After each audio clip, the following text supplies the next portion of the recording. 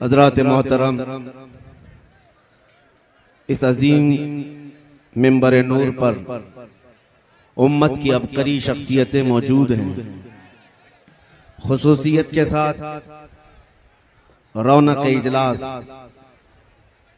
शहजादे सदरुश्शरिया हज़रत अल्लामा फ़िदाउल मुस्तफ़ा साहब क़िबला अदामल्लाहु इक़बालहु, आले रसूल हज़रतुल अल्लाम सैयद नईम अशरफ साहब क़िबला अदामल्लाहु इक़बालहु, और उस्ताज़ुल उलमा हज़रतुल अल्लाम डॉक्टर आसिम आज़मी साहब क़िबला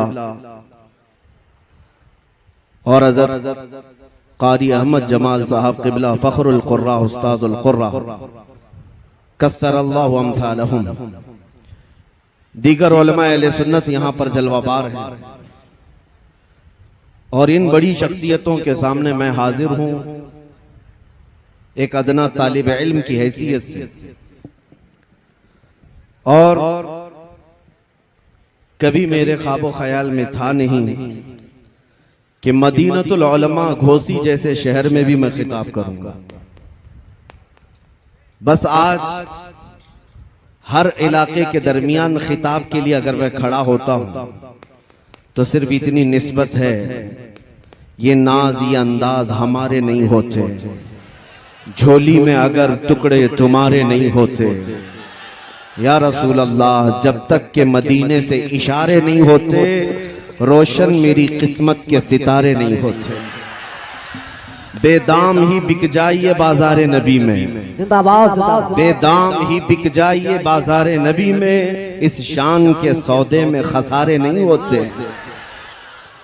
अजीजा ने गिराम वकार, घोसी तो ये दूसरा बरेली है जहां इल्म और उलमा हर सू नजर आता है, हर सू नजर आते हैं।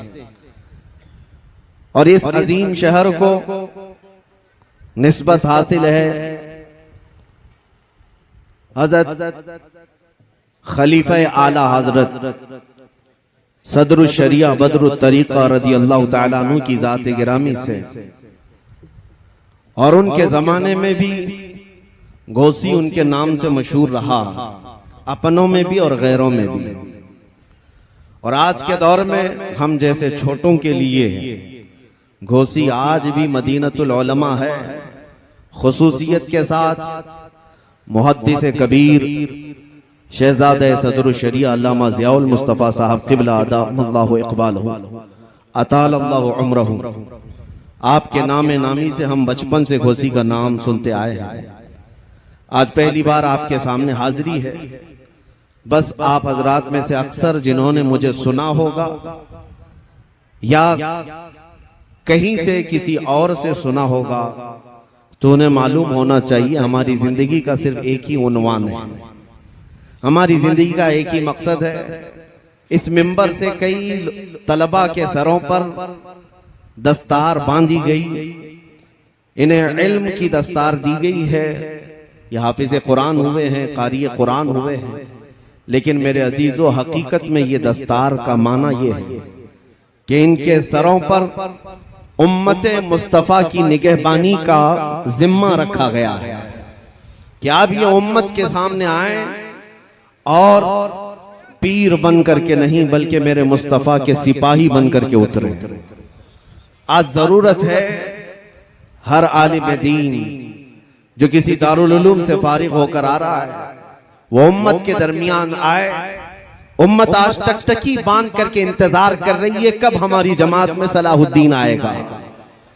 आज इंतजार में है कब हमारी जमात में टीपू सुल्तान आएगा। बस ये काम उलमा का है, वो इस बेड़े को संभालें और उतर आए। मैं अपनी तकरीर का उन्वान आप में से अक्सर को अगर मालूम है तो फिर मैं दोहरा देता हूं। हमारा उन्वान सिर्फ यही है, या रसूल अल्लाह, है जो जिंदगानी बाकी ये इरादा कर लिया है जो जिंदगानी बाकी ये इरादा कर लिया है, तेरे मुनकिरों से आका मैं मरूंगा लड़ते लड़ते, तेरे मुनकिरों से आका मैं मरूंगा लड़ते लड़ते। और मेरा इंट्रोडक्शन और मेरा तारुफ नाज़िम इजलास अपने अपने अल्फाज में करा रहे थे, वरना मैं अपने अल्फाज में अगर अर्ज करूं तो मेरा तारुफ सिर्फ इतना ही है, या रसूल अल्लाह तेरे इश्क की बदौलत मुझे जिंदगी मिली है, जिंदाबाद। तेरे इश्क की बदौलत मुझे जिंदगी मिली है, मेरी बात बन गई है तेरी बात करते करते, मेरी बात बन गई है तेरी बात करते करते। याद रखो मेरे अजीजों, जिंदगी का ये अहम उन्वान है नबी करीम सल्लल्लाहु तआला अलैहि वसल्लम की इज्जत की हिफाजत, रसूल करीम सल्लल्लाहु तआला अलैहि वसल्लम के नाम पाक की हिफाजत। आज हर जगह आला हजरत कहते हैं। क्या है आला हजरत का मिशन? पूरी जिंदगी नामे मुस्तफा की हिफाजत। ये सबसे अहम उन्सुर है मसलक आला हजरत का। बेशक आला हजरत की सारी किताबों का निचोड़ निकाले तो उस निचोड़ से एक ही बात निकलती है, मैं गदा हूं अपने करीम का, मेरा दीन पा रहे ना नहीं। ये खुलासा है मसलक आला हजरत, हमें यही सिखाता आया है। अजीजान गिरामी वक़ार, मैं आज ही किसी साहब के मुतालिक ये सुन रहा था, उन्होंने मुझसे कहा, कोई पाकिस्तानी जोकर मौलवी है, कह रहा था कि ये इन लोगों के पीछे नमाज नहीं पढ़ना जो बरेलवी लोग हैं, ये रसूलुल्लाह को मुश्किल कुशा मानते हैं, लिहाजा ये शिरक करते हैं, ये शिरक करते हैं, इस वजह से इनके पीछे नमाज नहीं। एक तरफ तो तुम हमें मुशरिक कहते हो और दूसरी तरफ इत्तिहाद का नारा भी लगाते हो। फिर अगर हम तुम्हारे पीछे नमाज ना पढ़े तो तुम्हें दर्द क्यों होता है, तकलीफ क्यों होती है? लेकिन ये जुमला मुझे बड़ा सख्त लगा कि नबी पाक सल्लल्लाहु तआला अलैहि वसल्लम को अगर आज कोई मुश्किल कुशा समझे, अपनी मुश्किलों का हल करने वाला आका समझे, तो ये साहब हमें मुशरिक करार देते हैं। फिर शरफुद्दीन इमाम बूसीरी के बारे में तुम्हारा क्या ख्याल है, जो लकवा और फालिज के असर के बाद अपने बिस्तर पर लेट करके हुजूर की बारगाह में यूं कहते हैं, या अकरमल खल्क़ि माली मन अलूदु बिही सिवाका इंद हुलूलिल हादिथिल अममी वलन यदीक रसूलल्लाहि जाहु कभी इदल करीम तजल्ला बिस्मि मुंतकिमी। मैं असलाफ का अकीदा बता रहा हूं सुन्नियों। शरफुद्दीन इमाम बूसीरी मिस्र के रहने वाले, अस्कंदरिया में आज भी उनका मज़ार पाक है। आज से तकरीबन 7 सदियों पहले की एक बुजुर्ग शख्सियत का जिक्र है। उनके जिस्म पर जब फालिज का असर हो गया, पैरालाइज, जानते हैं फालिज का असर जब हो जाए तो इंसान चलने फिरने से भी आजिज हो जाए, उठ फिर नहीं सकता। इलाज बहुत कराया हकीमों से, शिफायाबी नहीं मिली। फिर आखिर में शरफुद्दीन बूसीरी ने कसीदा लिखना शुरू किया, मौला या सल्ली व सल्लिम दाइमन अबदा। ये कसीदा आज पूरी दुनिया में मशहूर है। इसके 2 शेर आज भी हुजूर की जालियों के दरवाजे पर भी लिखे हुए मौजूद हैं। हुवल हबीबुल लज़ी तुरजा शफाअतुहु लिकुल्लि हौलिन मिनल अहवालि मुक्तहिमी। 170 अशआर लिखे रोते रोते, और उसके बाद जब नींद लग गई, आंखें बंद हुई, तो रात अजीम रात थी कि सरवरे कायनात ख्वाब में तशरीफ लाते हैं। ताजदारे मदीना सल्लल्लाहु तआला अलैहि वसल्लम तशरीफ लाते हैं और पूछते हैं, शरफुद्दीन तुझे क्या हुआ? रोते हुए ख्वाब में अर्ज किया कि आका मुझे फालिज का असर हुआ, अब चलने फिरने से आजिज हो गया हूँ, बिस्तर पर रहता हूँ और लोगों ने भी साथ छोड़ दिया है। नबी करीम सल्लल्लाहु तआला अलैहि वसल्लम ने इरशाद फरमाया, शरफुद्दीन बूसीरी तूने जो कसीदा हमारी शान में लिखा वो हमें भी तो सुनाओ। उन्होंने अपना कसीदा लिखा था, लेकिन जो पहला शेर है, पहला मिसरा, उसका एक ही मिसरा उनसे बन पाया था, दूसरा मिसरा नहीं बना था। मौला या सल्ली व सल्लिम दाइमन अबदा, बस इतना ही मिसरा बना था, दूसरा नहीं था। वो ख्वाब में मेरे आका को सुनाते रहे, मौला या सल्ली व सल्लिम दाइमन अबदा। रुक जाते, नबी पाक ने इरशाद फरमाया, बूसीरी इसका अगला मिसरा मेरी जानिब से है, अला हबीबी का खैरिल खल्क़ि कुल्लिहिम। और उसके बाद उनके जिस्म पर अपना हाथ फेरा और रात को अपनी एक चादर उठाकर शरफुद्दीन बूसीरी को अता किया। ख्वाब की बात है, ख्वाब की बात है। और नबी करीम सल्लल्लाहु तआला अलैहि वसल्लम की वफात के 700 साल बाद का वाकया है। हुजूर के पर्दा फरमाने के 700 साल बाद का वाकया है।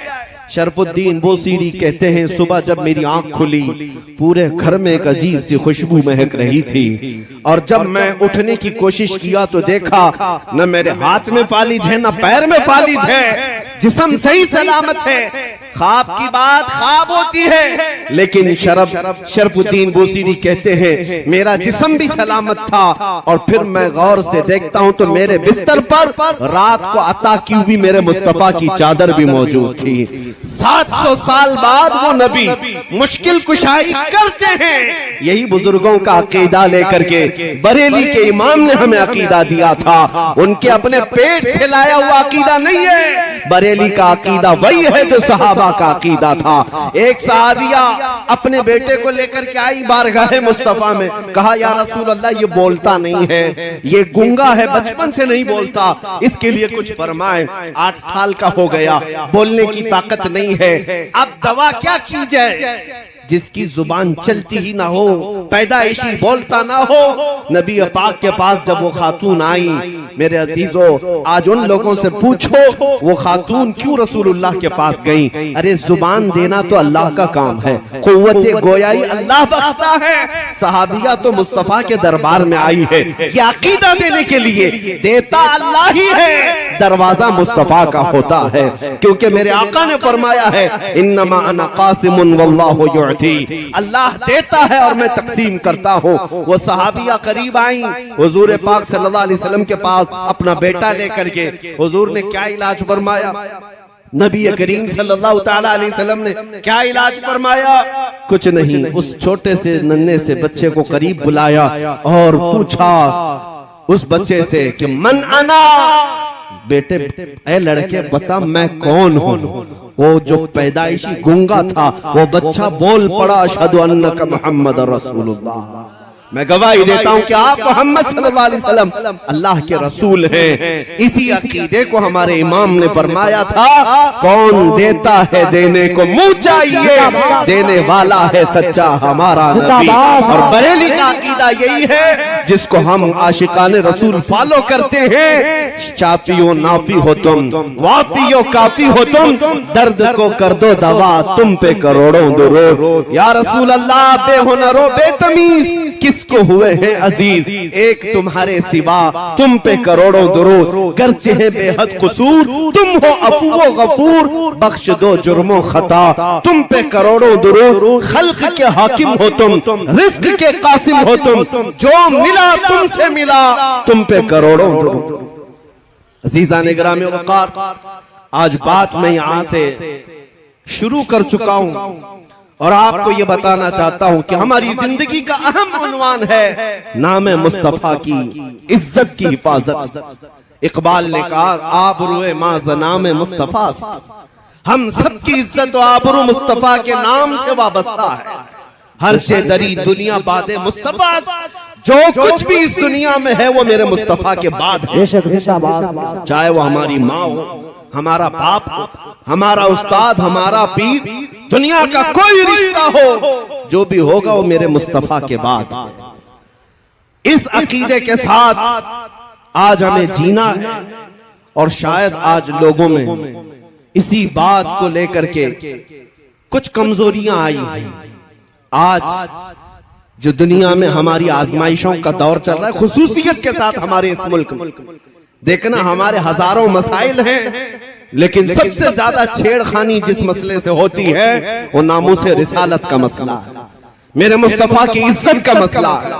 उसकी वजह यह है कि ये जालिम जानते हैं मुसलमान के लिए जान से भी बढ़कर के कोई चीज है तो नबी पाक की इज्जत का मसला है।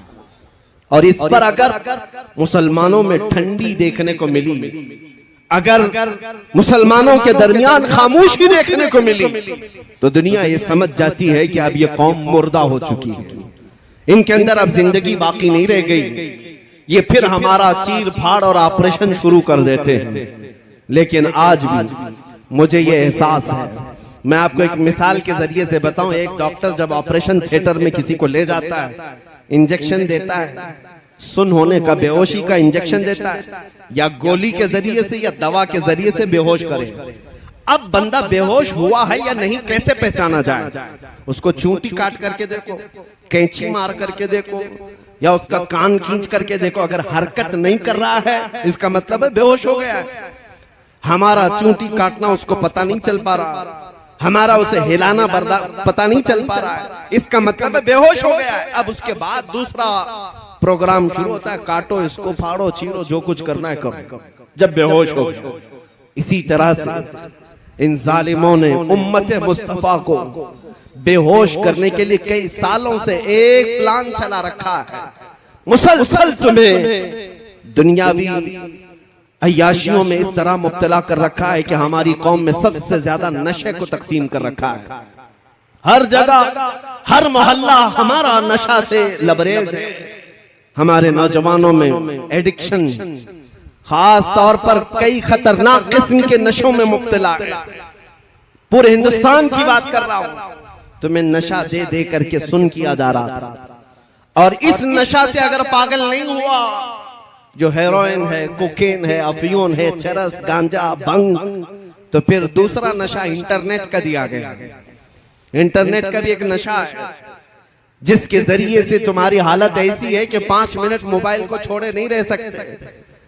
सोशल साइट्स पर आज एक सर्वे के मुताबिक 24 घंटों में से कुछ लोग 18 घंटे इस्तेमाल करते हैं। इसका मतलब हुआ कि पूरा सोने के अलावा सारा काम तुम्हारा मोबाइल पे। ये नशा है और छूटने वाला नहीं है जल्दी। ये नशा क्यों दिया गया कि तुम आरी हो जाओ, तुम सब के सब ऐसे बेहोश हो जाओ कि अब तुम्हें किसी बात का एहसास ना हो। अब ट्रायल का वक्त आया, 10 साल से नशा दिया जाने लगा। अब चेक करने का वक्त है कि देखा जाए कि बेहोश है या होश में। अब चेक करने का तरीका क्या है? अब चूंटी काट करके नहीं चेक करते, बल्कि इस्लाम, कुरान और ज़ाते मुस्तफा की तौहीन करके चेक किया जाता है कि ये होश में है या बेहोश हो चुके हैं। अब ये सिलसिला शुरू किया गया। आप क्या समझते हैं? किसी एक कुत्ते को उठा करके भौंकने पर वो लाकर खड़ा करते हैं तो क्या उसके अकेले की ताकत होती है? ये गुफे में बैठे हुए भेड़ियों की इतनी ताकत नहीं होती। ये हुकूमत की सपोर्ट के साथ बड़ी बड़ी लॉबियां इनके पीछे, एजेंसियां इनके पीछे एक गुस्ताखी करने के लिए खरीदे जाते हैं और लाकर खड़े किए जाते हैं, सिर्फ ये टेस्ट करने के लिए करोड़ों मुसलमान हमारे दिए हुए नशे में मदहोश हो गए या अभी भी जिंदा हैं। अरबों को देखा, अरब सो गए। अरबों में अब कोई होश नहीं है। वहां कोई गुस्ताखी करे ना करे उन्हें कुछ फर्क नहीं पड़ता। उनके पड़ोसी मुल्क फिलिस्तीन को खून में नहला दिया जाए उन्हें पता नहीं चलता। शाम तबाह हो जाए, यमन बर्बाद हो जाए, इराक टूट जाए, जल जाए, अरबों के कानों में जूं तक नहीं रेंगती। उनको ऐसा नशा दिया गया है वो उठ नहीं पाते। लेकिन मैंने हिंदुस्तान और अपने बर्रे सगीर के इलाकों को देखा। 10 साल से अगरचे तुमने हमारी कौम को नशा दिया होगा, चाहे वो हेरोइन, कोकेन, अफीम, भंग, चरस के साथ या फिर इंटरनेट की जमीन पर पोर्नोग्राफी और गंदी तस्वीरों के साथ इनको नशा में एडिक्ट किया होगा। लेकिन अब भी मुझे ये यकीन है कि हमारी कौम मुस्लिम हिंदुस्तान में पूरी मरी हुई नहीं है। उसकी वजह यह है जब कभी कोई कुत्ता कहीं से भौंकता है, हर मोहल्ले से आवाज आती है लब्बैक या रसूल अल्लाह।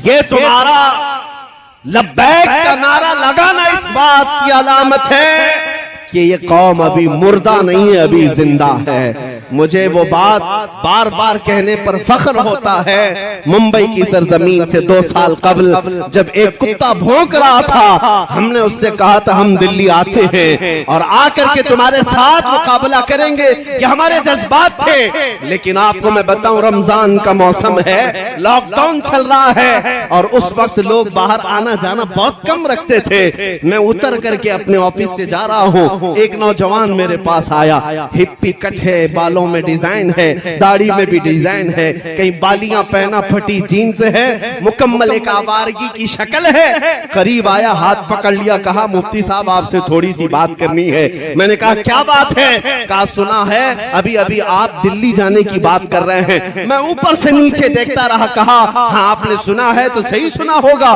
कहा मैंने सुना है कि कोई हुजूर सल्लल्लाहु अलैहि वसल्लम की शान में गुस्ताखी किया है और उस कुत्ते को जवाब देने के लिए आप दिल्ली जा रहे हैं और आग में कूदने की बात कर रहे हैं। मैंने कहा हाँ तुझे इससे क्या लेना देना है, तू क्यों इस बात को पूछ रहा है?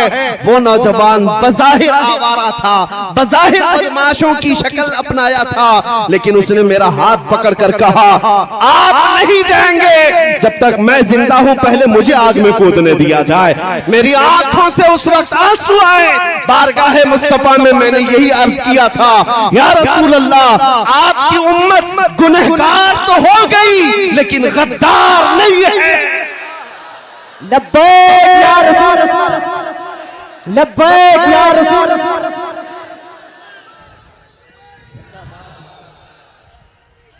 या रसूल, लब्बैक